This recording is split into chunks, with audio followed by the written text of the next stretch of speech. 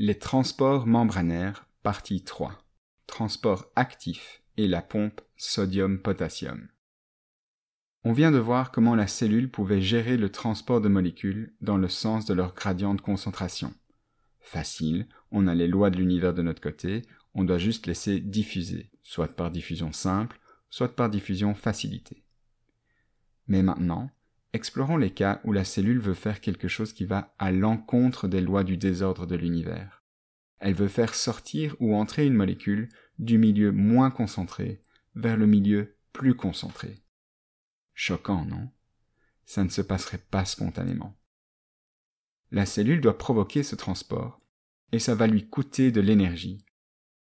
C'est ce qu'on appelle le transport actif.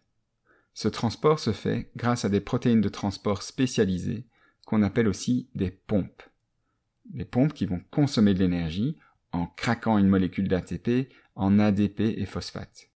C'est pourquoi ces pompes s'appellent aussi des ATPases, des enzymes qui cassent l'ATP.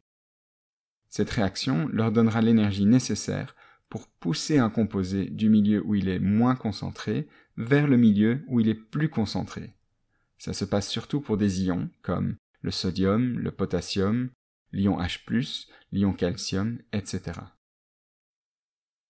Il y a notamment une pompe très importante pour le fonctionnement du système nerveux, appelée la pompe Na+K+, ou la Na+K+ ATPase, si ça c'est pas un nom sexy.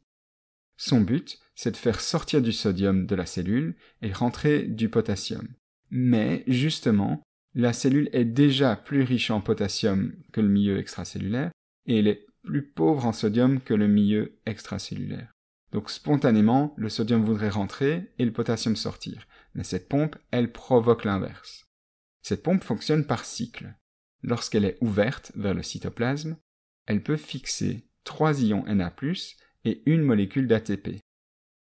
Une fois que ça s'est fait, elle craque ensuite cet ATP en gardant le phosphate fixé sur elle et relarguant l'ADP. Elle va ensuite changer de conformation et libérer les ions sodium vers le milieu extracellulaire. Et du côté extracellulaire, elle peut ensuite fixer 2 ions potassium puis relâcher son groupement phosphate du début, ce qui lui permet de changer à nouveau de conformation pour relâcher les ions potassium vers le cytoplasme. Et puis, rebelote, le cycle peut recommencer. Les conséquences de ça, cette pompe maintient une concentration en sodium plus élevée dans le milieu extracellulaire que dans le cytoplasme. Elle fait sortir des ions sodium. Deuxième conséquence, elle maintient une concentration en potassium plus élevée dans le cytoplasme qu'à l'extérieur. Elle fait rentrer des potassiums. Et, tu l'auras remarqué, elle fait sortir plus de charges positives qu'elle n'en fait rentrer. Elle ne fait rentrer que 2 potassiums pour chaque 3 sodium.